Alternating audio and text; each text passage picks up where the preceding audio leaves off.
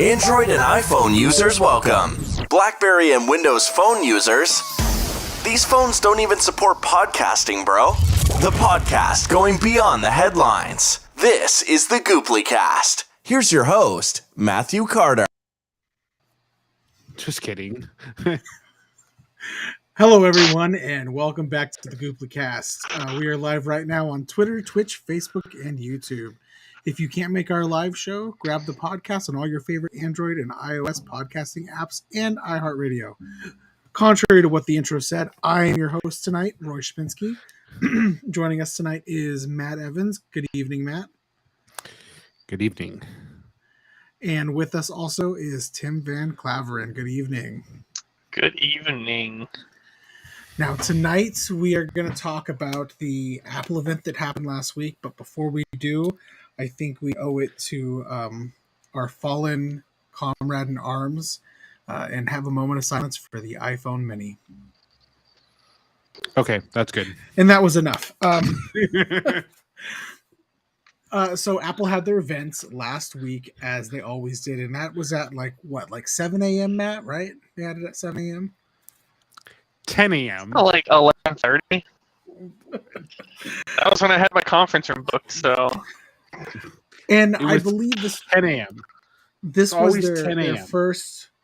This was their first time regathering people live in person at Apple Park, even though they did a video presentation. Correct? No, they did it before. It just wasn't in.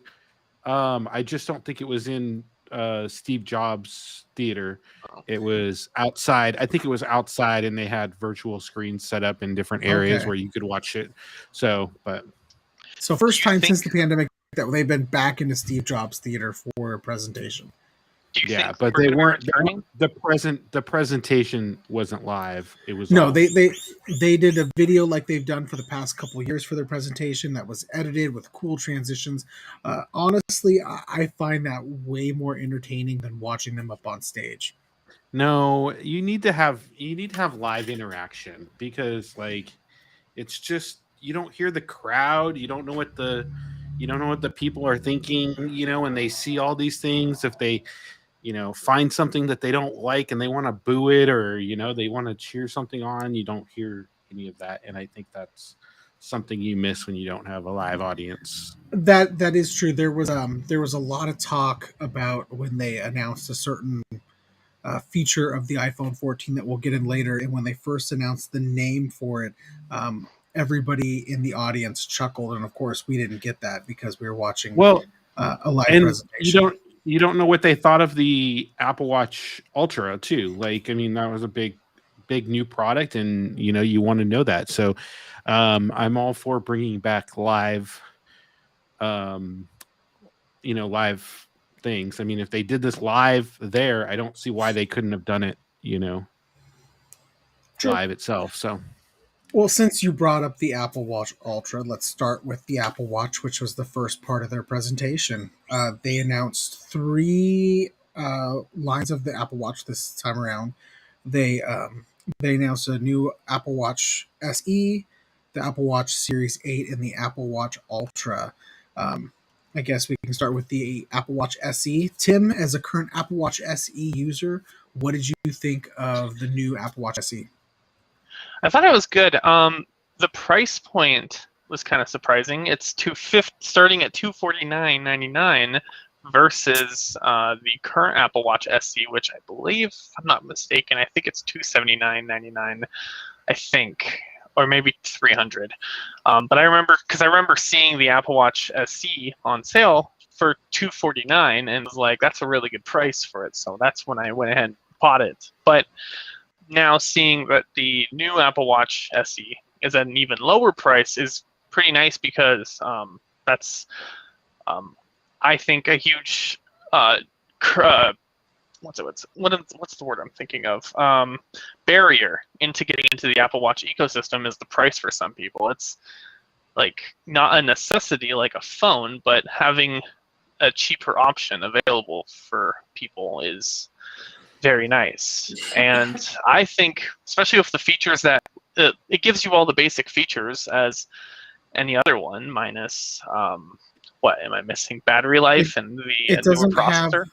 Well, actually, I believe it has most of the internals off of the Series 8. I think it even has the newer processor. It doesn't have the ECG, the blood oxygen meter. Crash detection, fall detection. No, it has. I thought it had crash detection as well. It does. I thought all don't the think new so. Apple Watches had crash detection. No, I don't think so. Let me look. I'm looking here. Hold on. Well, Matt's. Crash. Sorry, it does have crash detection. You're right. I don't know. like- It just like it just like I mean, it's a basic Apple Watch, you know. I mean, it comes in with more sleep features, you know, and stuff like that. Health, tuning. I think it's more of a thing just to get if you want an Apple Watch, you know, and stuff like that. But I don't think it's. I mean, I think the Apple Watch Series 8 is still worth it. Like, I mean, at the full price it is, you know, and stuff like that. And you can get them cheaper, but when they go on sale. But I think the SE is more designed for kids, maybe, or, you know, trying to get, you know, some people that, you know, don't have watches on there. But I think for the most part, people, if you're going to be active, if you're going to go out in the, you know, do activities and do healthy things, you know, hiking, that type of thing, you should have the Apple Watch 8. I do think that the SE is definitely targeted towards people who are setting it up as a family thing, like you said, for a child who doesn't have an iPhone. You don't even need a for- phone for them. You can set it up. You can set it up, and they Correct. can have a. Yeah. For people who, you know, maybe it's their first Apple Watch and they may not need all of those health features, and they're looking to just kind of get the bulk of the Apple Watch experience outside of all the health things that are offered on the Series 8. But they want those like notifications on their wrists or whatnot. I do think that the price points and the features you get are a great entry point for the Apple Watch. Plus, that backside with that color matching material they have on the back looked really nice too. I just gotta say, I liked it. Apple Watch 8, there wasn't a whole lot that really got announced for the Apple Watch 8. You know, we got the crash detection. So in all the Apple Watches, it has new gyro sensors in it and barometers and whatnot to detect airbag deploying and crash detection. And if you don't answer a notification on your watch within so many seconds, it's going to call emergency services and notify your emergency contacts, which is pretty cool. It's something that has been in some Android phones for a while, and I'm glad to see Apple bring it over to their wearables. Other than that, and the temperature sensor, which is going to help with retroactive ovulation tracking. That was basically really it for the Series 8. There wasn't really, you know, anything of huge note that I'm not missing anything, am I? I don't think so. I mean, you just pretty much, you know, slapping on, you know, a couple new features and calling it Apple Watch 8, but it's really still the Apple Watch 7. The big news, the Apple Watch Ultra. And I'll tell you, like, I was kind of against this at first, but I don't know. I could see it being, I definitely see it being useful for some groups of people. You know, like, I mean, a lot of people, when my wife first had, when I first met my wife, she had like tons of different watches, different brands of watches, ranging from anywhere to, you know, a couple $100 all the way on up to, you know, a few $1,000s and stuff like that. But so, I mean, I could see other people having a different Apple Watch, you know, and I've thought about it too, having a separate watch, you know, for certain things. I just don't work out enough. I don't do enough outdoor activity to justify having a separate watch. But if I was an avid hiker, I was a bike rider, I was, you know, I used to rock climb back in the day. If I did all those things, yeah, I mean, I definitely see this being useful and stuff like that. You know, it's thick, it's you know, it's strong, looks like, you know, it's rugged, and, you know, has great battery life. So if you get stuck out in the woods, and, you know, you can definitely use it. I do like the bands though. I'm kind of disappointed that the bands won't work on the 7 that I have, but They will. If you go I to don't the think so. Apple, if you go to the Apple Store app, it says it's compatible with my watch. I looked it up. I didn't. Nope. I looked at them and it didn't. It said I'm it's going to Apple Watch this- Ultra. I'm going to look this up right now, and I'm going to send you a screenshot. But yeah, so they announced the Apple Watch Ultra. It's a 48 49. 49 millimeter. Jeez, that's even better. Yeah. So if 49 you're looking, millimeter. so if you're looking at this, the Apple Watch Series Ultra is 49 millimeters. The Apple Watch SE is 44 millimeters to 40 millimeters. And the Apple Watch Series 8 is 45 to 41 millimeters. The Apple Watch 8 and Ultra have the always on display, up to 100 nits on the 8 and then 200 nits on the Ultra. So the Ultra is definitely brighter. You only get 1,000 nits and the Retina display, so you don't get an always on display with the SE. You get the blood oxygen sensor and the EKG on both the Ultra and the Series 8. You don't get it on the SE. You get the heart rate sensor on all three of them. Temperature checking on the 8 and the Ultra. You get cycle tracking, but not the temperature one. SOS comes on all three of them, including fall detection. It says so you do get fall detection and crash detection on all three of them.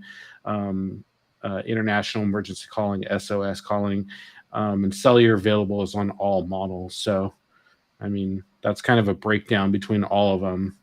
You definitely get more color options with the Series 8 than you do with the SE because there's No very color little option. There's 3 color options for the SE and 1 for the Ultra. So you're kind of stuck with that color if you want that rugged one. So as you can see, I just sent you screenshots. It says that it is compatible with my watch.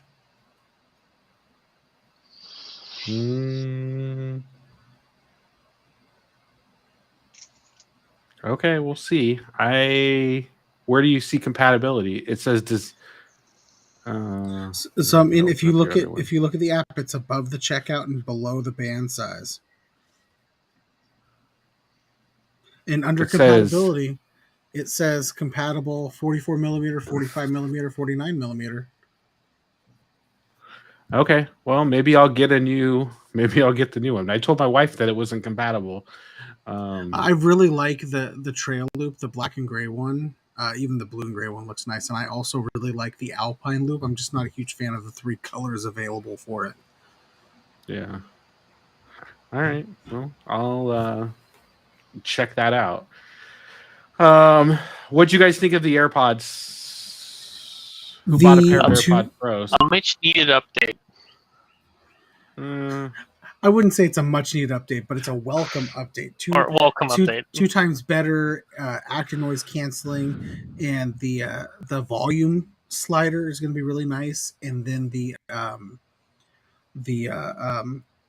ambient, the transparency, getting rid of some of the loud ambient noises. So like the example they gave you is if you're walking by construction and it hears a loud jackhammer, it can cancel out that super loud noise and not filter it through transparency, which I think is kind of neat.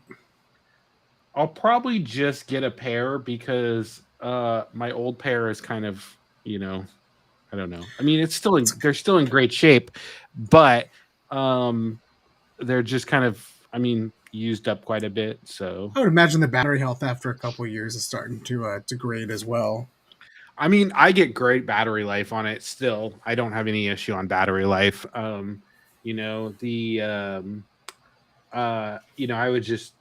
probably prefer, like, the biggest thing I would probably like is the extra noise canceling. Because it's the newer one has the strongest noise canceling in AirPods. So, basically the other ones don't have noise canceling, but it's stronger than the original ones, which I would like because I still hear things sometimes when I don't want to. So Yeah, same. So yeah, I would probably get it. Not right now. Probably I'll probably wait and see if Amazon puts them on sale, and then probably get them after that part. So Agreed. Same Z's. So and that that was it for the. They upgraded the case on the AirPods. It is now a MagSafe case. It'll charge with your Apple Watch charger. It has a loop for a lanyard, and now you can use it with a Find Me. It was a MagSafe case before. Was it? Yep, it was a MagSafe case before because I called out Target. I called out Target in an ad that said that it was MagSafe, and then I was trying to put it on my MagSafe charger, and it charges, but it doesn't attach or anything. I was like dangling it, thinking, oh, it's a MagSafe. So I don't know if the new one actually magnetically clicks to it and holds on to it. So, but they said it did. The other one, yeah. The other so one it is officially MagSafe. Okay. Well, the other one was MagSafe charging because the series, the third generation, is MagSafe charging. So, yeah. So anyway, so we'll see. I guess it does have a speaker in the case now, though, so that if you lose your AirPods, you can find it. So you can find the case if you misplace the case, which is pretty cool. It's the thing that I would have liked loses. I would have liked to have seen longer battery life out of it. I think 6 hours is. I think they could push it and try and get 8 hours if they really tried. Yeah, it's definitely not top of the line battery life. There are other, wireless earbuds that have a better battery than the AirPods. Not 6 hours with one listening, with one charge, and then 30 hours total with the case isn't more than you probably need to begin with, but it would be nice to get a little bit more. Yeah. Well, and that brings us to the big event, the iPhone event. Rushed right through that. That there wasn't. Well, I mean, there wasn't a lot of changes with the Apple Watch. There wasn't just the Ultra was the big announcement.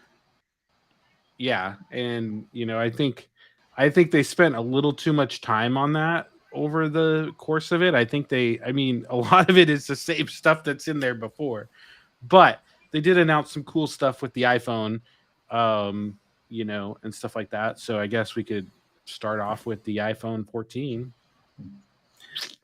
So iPhone 14, a whole lot, honestly, there'd be announced. It's got the same chipset that the iPhone 13 has. There was, I think MKBHD basically described the iPhone 14 as the iPhone 13 Pro, but with one less camera, without the telephoto camera. One of the things that they announced for the iPhone 14, really cool, is well, first and foremost, there's no mini. They now have the 14 and the 14 Plus, so that's going to be a 6.1 screen and a 6.7 screen. The mini just got bigger and got promoted to the iPhone 14, and the iPhone 14 or the iPhone 13 got promoted to the iPhone 14 Plus. You just think of it that way. The mini got bumped up. They released the same amount of iPhones this year as they did last year, so you just have to settle up and get the iPhone 14 next year, Tim.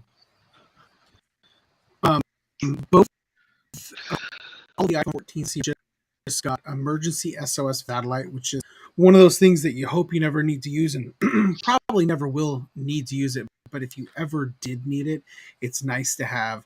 And basically what it is except if you, what was that? Every iPhone.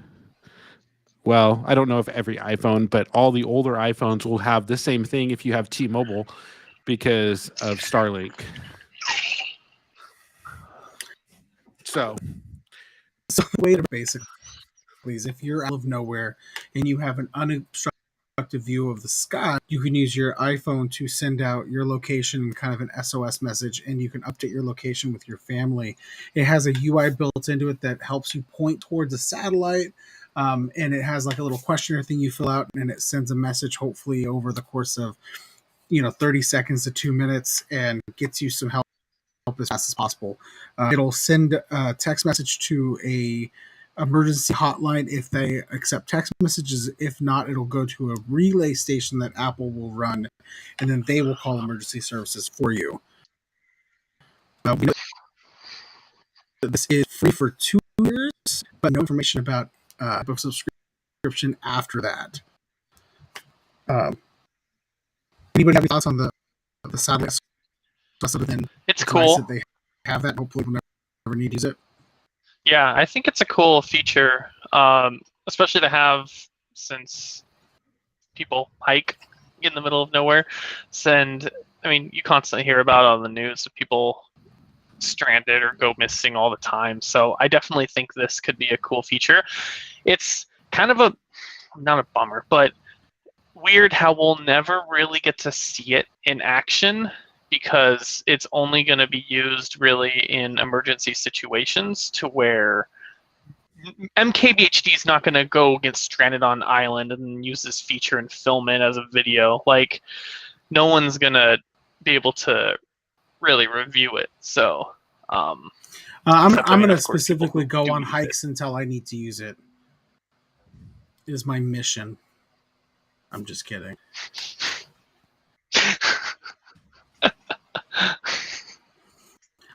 Aside from that, I think it's the a phone. cool.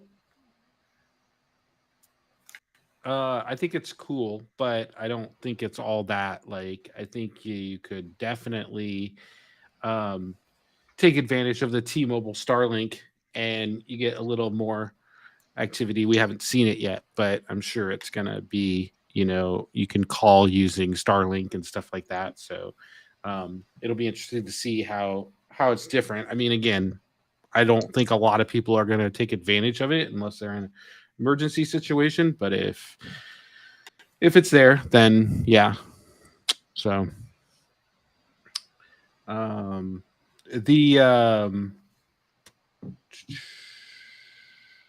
what was I going to say? So I guess we should just get this off the plate right now, because it starts with the iPhone 14, but there's no physical SIM card. We are going to eSIM only. So what's everybody think? I'm mostly okay with the idea.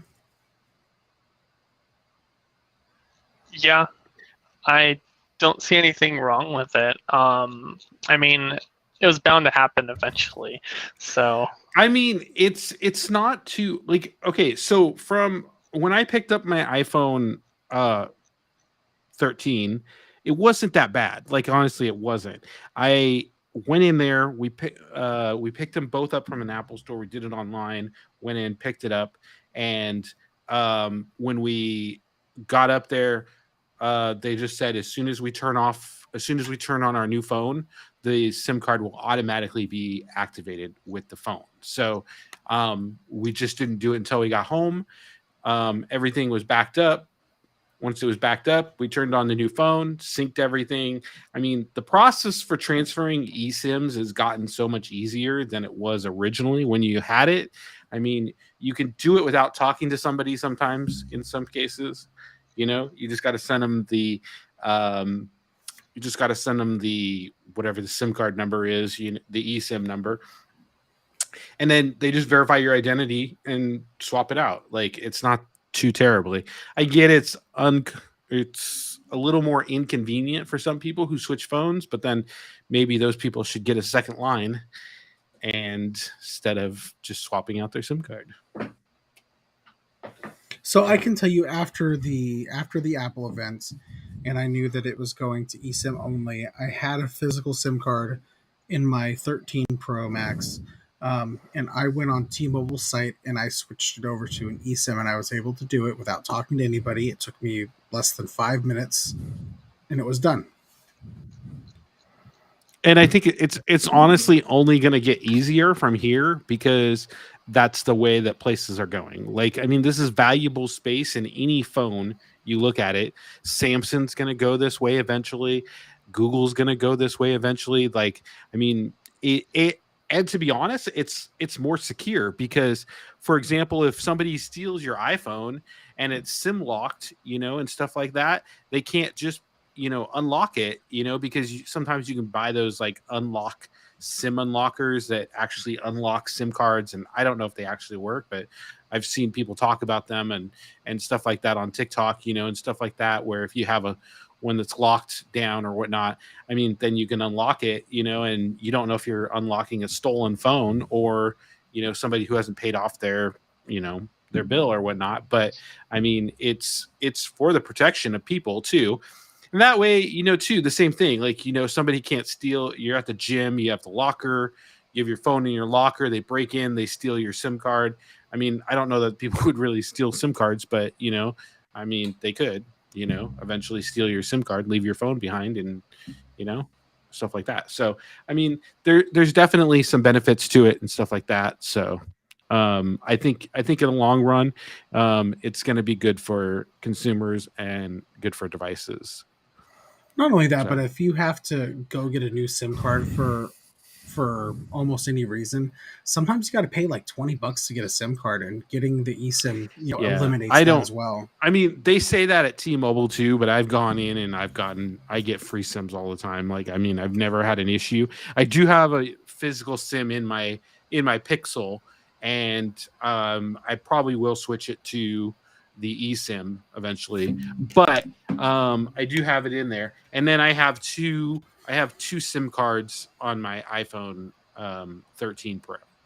So, I mean, it's, and two SIMs work great. I mean, you can do two eSIMs. I have two eSIMs. Well, no, I do have I do have a physical one. This will be interesting for prepaid carriers though now. To get them on board with this, because there's a lot of prepaid carriers that don't support eSIM, and so if you want to push the line with those prepaid carriers, and stuff like that, you really gotta force their hand by cutting out the physical SIM card, because you won't be able to go to your local store and get a prepaid SIM card if you want it for whatever reason. And I think mostly overseas companies are using eSIMs already. So, but I mean, you won't be able to go to the grocery store and buy an eSIM, when you get overseas, because that's what a lot of people do is they use their same number, but they go get a local data plan, because data plans are really cheap overseas. And so you get a data plan, and then you just use your regular number with that data plan, and stuff like that. So, so I think ultimately it'll be good. We'll see how it transitions and stuff like that. But now that Apple has done it, everybody else is going to do it. So it's usually the way things work. Exactly. They'll make fun of it first, and then when they bring out their next line, it'll be the same. Exactly. It's like we've had this before. So aside from getting rid of the physical SIM, having the SOS through satellite, crash detection is going to be on the iPhone 14. Hold up. Before we go on, I forgot to mention something, and I just realized this. The Nike watch is no longer in existence. I forgot to mention this. No more Nike watch edition. You can get the Nike watch on any phone, or any watch, which is really cool, including the older ones, because I thought it was only going to be on the newer ones. But if you go into the App Store and download the Nike app, the Nike Run app, I think it's called, but it'll prompt you, and then you'll get all these additional watch faces. I've found some really cool ones, and stuff like that. It's definitely really cool. Good. I'm rocking this Pride one right now from them. I am not wearing my Pride band, but I'm rocking that. And then I have a couple other Nike ones too and stuff like that. So I think that's definitely a benefit to Apple Watch users. So I realized that we forgot that. What was I saying? Oh yeah. So rounding out the rest of the iPhone 14 news before we move on to the Pro, they upgraded. There were some slight upgrades to the camera. The front-facing True Depth camera now does autofocus, and the rear camera is still a 12 megapixel, but they have It's a bigger sensor, so better low light photos, and they have a new action mode.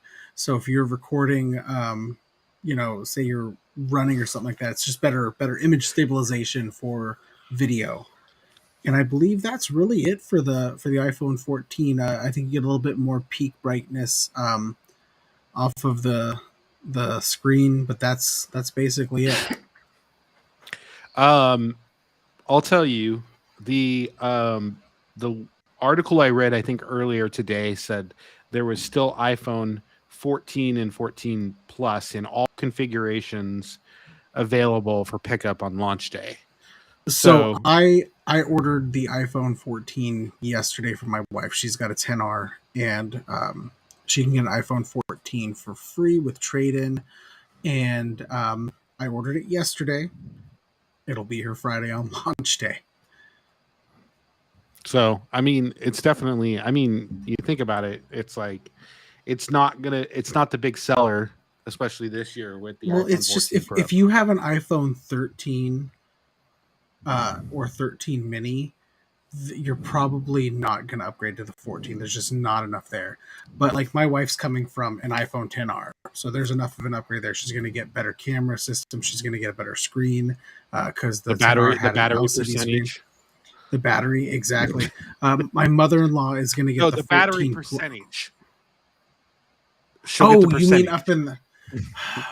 I stopped using that. I stopped using it. I stopped using it too, but you don't get that on the 14. There is somebody that made a TikTok video about turning that on, and then inside the comments there were a lot of people saying, "I can't do it. It's not working. It's not there." And then people were asking if they had a 10R or a 10 or whatever, stuff like that. Or the mini. I don't think the minis have it. The mini doesn't have it either.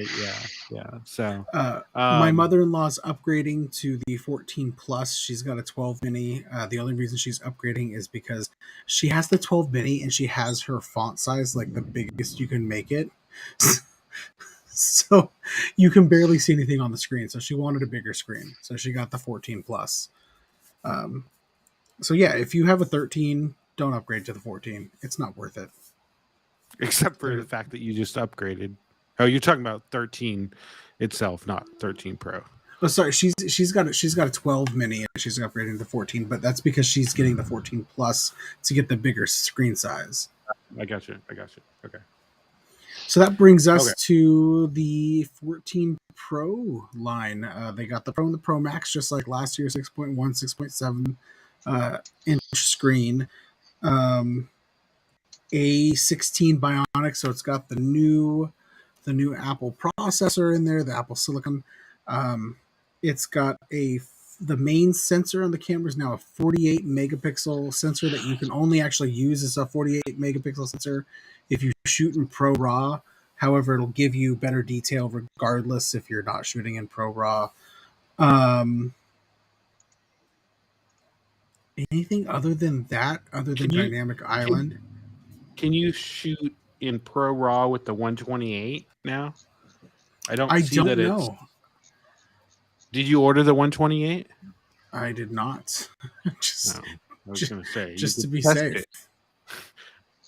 When do you shoot in Pro RAW anyways? Have you ever shot in Pro RAW and edited your photos?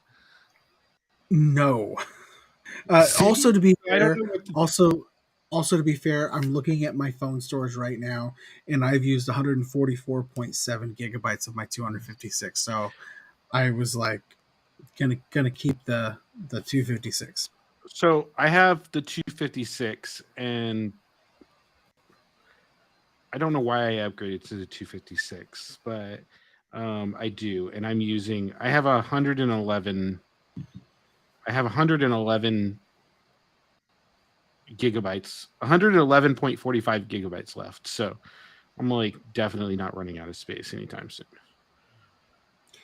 The biggest announcement I think for the iPhone 14 lineup was the Dynamic Island. So Apple has gotten rid of the notch on the Pro line and they've replaced it with a pill-shaped cutout that. Hey, you can't call it a pill. It's the Dynamic Island. I said pill shapes. Pill shapes. Nope. It is It an is island.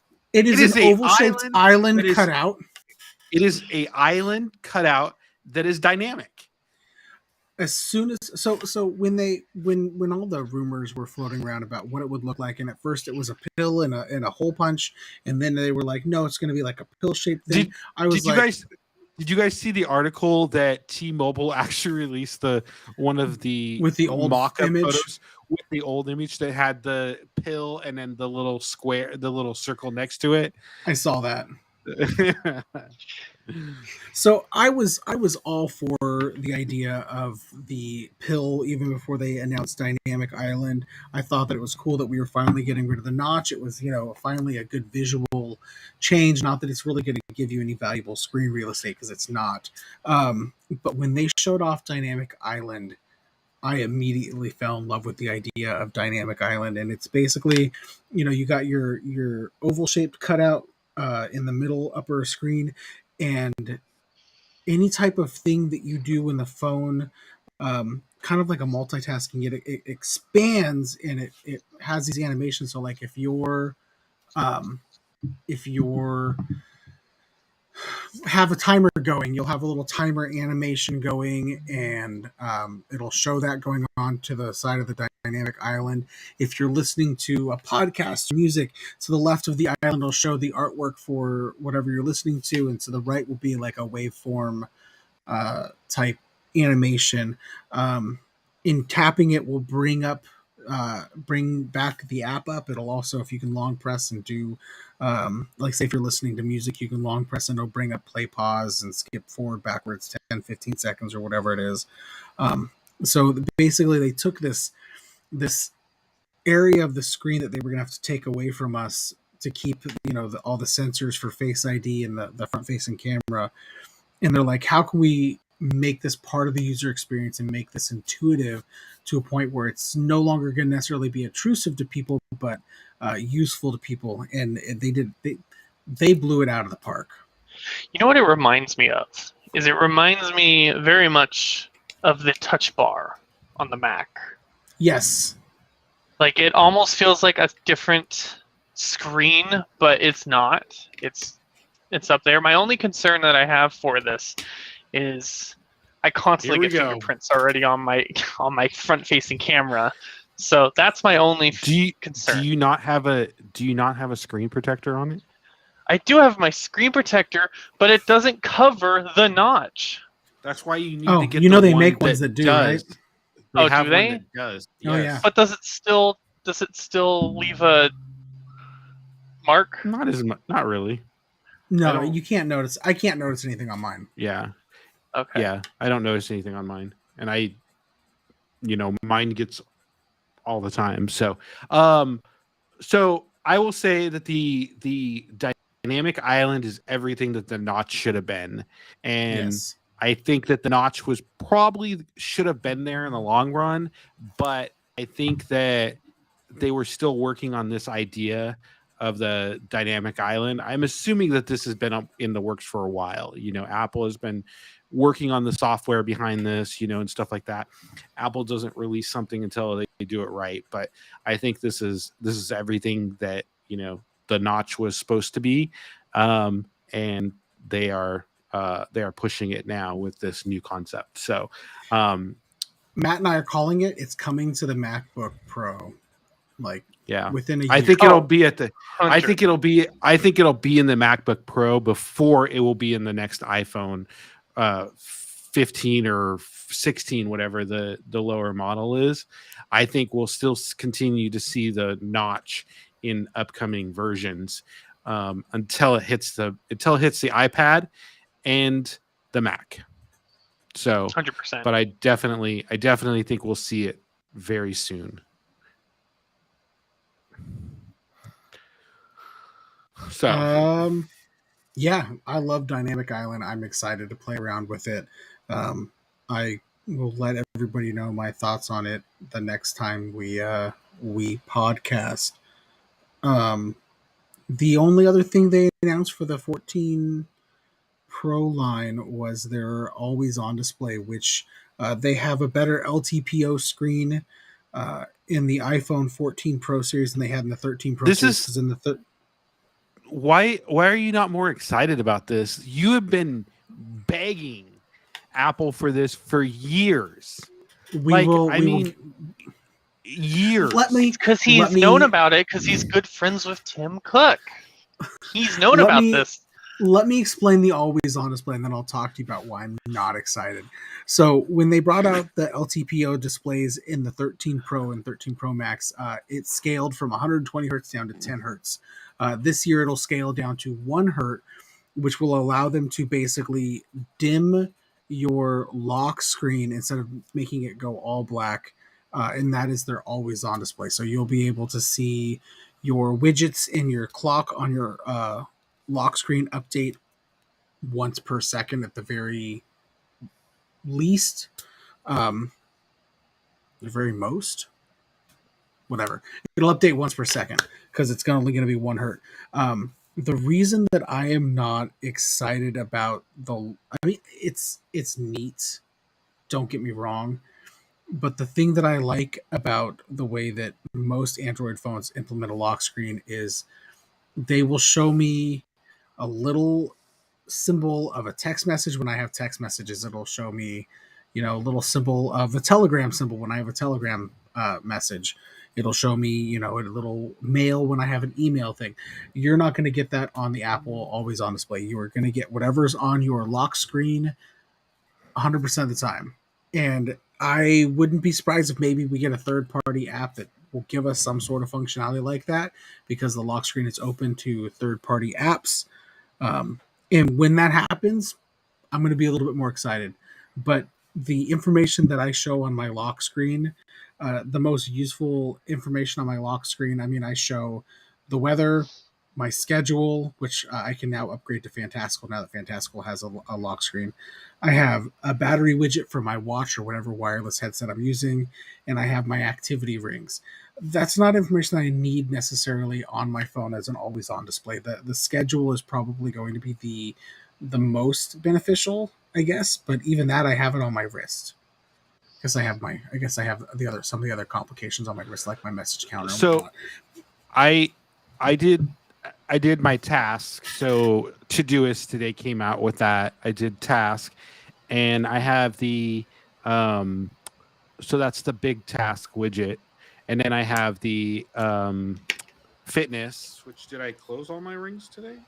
No. Why does it say I've closed? Oh, there it goes. So my fitness, and then the weather, and then at the top I have what my schedule is using Fantastical. So that's kind of, it's hard to see, but it's kind of what it looks like. So wait, can you show that one more time?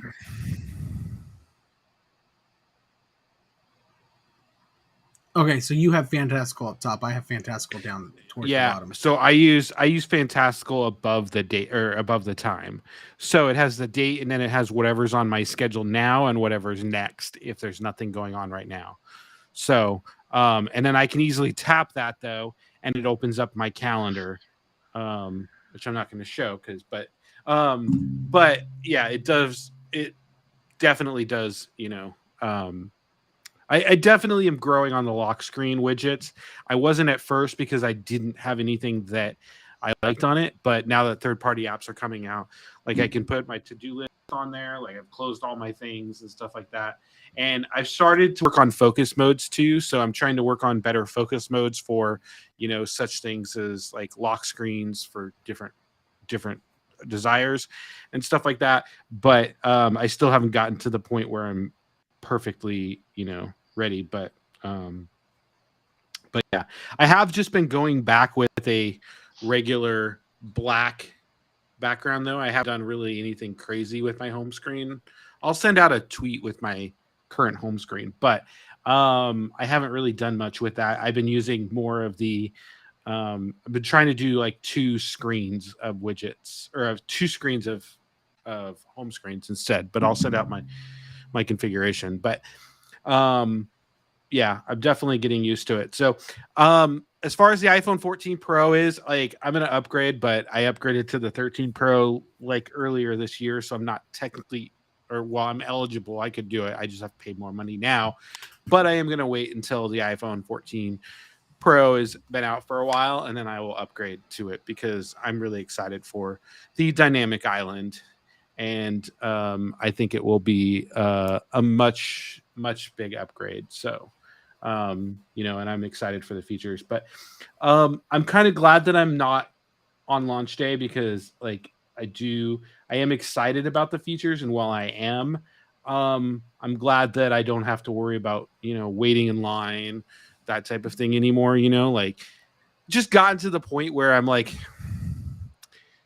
I just, you know, like for the iPhone 5, I think it was, I waited overnight at the Everett Mall, outside the AT&T store, and I was first in line. Like, literally, like, I was first in line, but I camped out from 10 o'clock until like 7 in the morning. So, like, I'm not like that anymore. And now you don't have to really camp out. You can pre-order and schedule a time to pick up. But like, I'm just really excited that, you know, other people are going to get to experience it first, because I'm okay with that.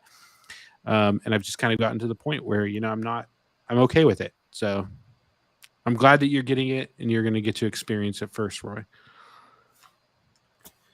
I am excited to share my experiences, and you know, I'm not going to wait in line. It's coming to my house. Oh, I should tell you my story about my pre-order. I don't think I told Tim about this story. So T-Mobile, Everything was fucked up. Everything botched it was well, so was Apple, though, I heard, because Apple's website had issues, I heard. So I wake up at like 4:55 because pre-order started at 5, and I get on there. The Apple Store app opens back up, and I get my phone in my cart, and I go to check out, and it's like, cool, verify your T-Mobile line, because, you know, that's where I'm getting this great trade-in deals through T-Mobile. And I enter in my T-Mobile number, and I put in my PIN number, and there's like, this line is not active, and I'm like, the hell it's not. Like, I'm not even on Wi-Fi. Like, I'm doing this off cellular. Like, it's working.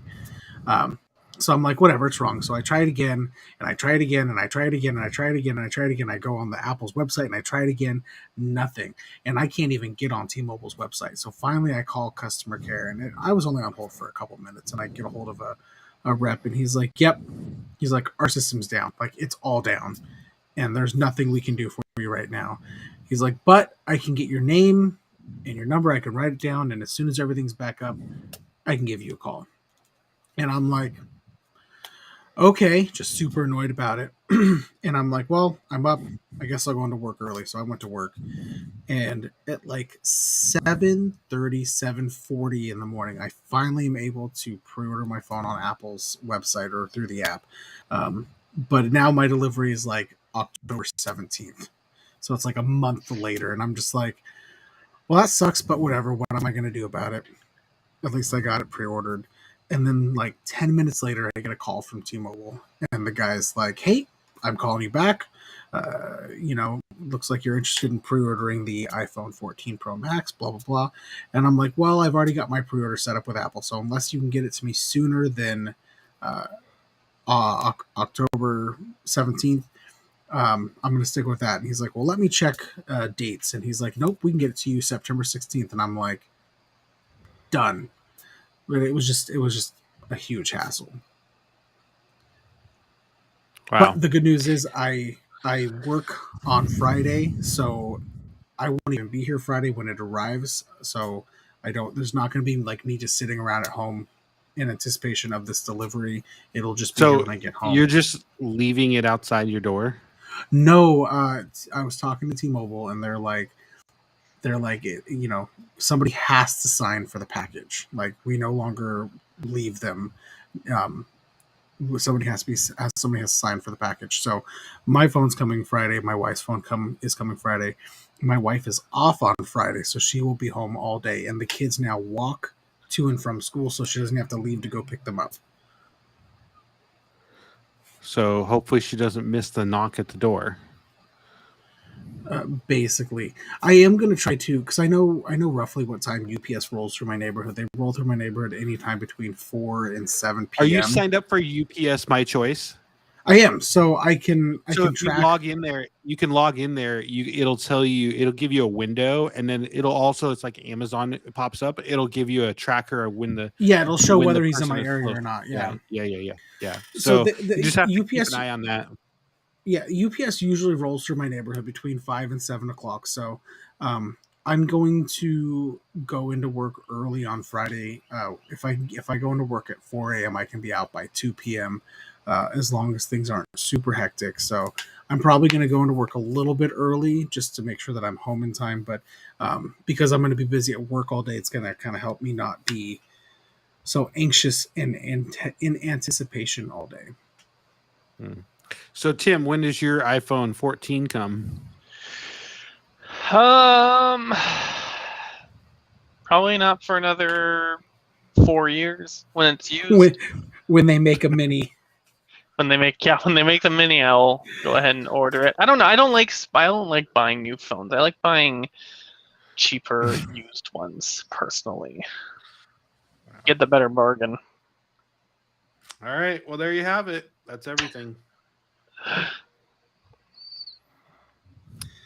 That is indeed everything that was really announced at the Apple event. I can't think of anything that we're missing.